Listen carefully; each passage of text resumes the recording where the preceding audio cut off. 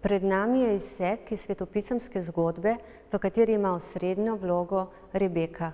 Upodobljena je pri vodnjaku, kjer se je odločila njena usoda, da je postala Izakova žena.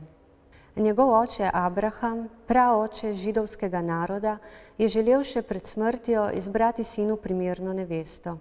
Poslal je služabnika, da mu jo poišče. Ta je vzel s seboj 10 kamel ter raznovrstne dragocenosti. V bližini kraja, kjer so počivali, je stal vodnjak, kamor so ženske prihajale po vodo. Služabnik je zaprosil Boga za pomoč, da bi že prvi dan našel primerno izbranko. Tedaj je prišla k vodnjaku Rebeka, prava lepotica, poleg tega še devica, ki je služabniku in kamelam dala piti. On pa je v tem prepoznal znamenje, da je ona tista, ki jo išče. Umetnik je upodobil trenutek, tik preden je prišlo do srečanja med Rebeko in služabnikom. Medtem ko se služabnik s kamelami ravno pripravlja k počitku, Rebeka, še devica, sramežljivo stoji ob vodnjaku, medtem ko njeno telo že izraža prebujajočo se čutnost.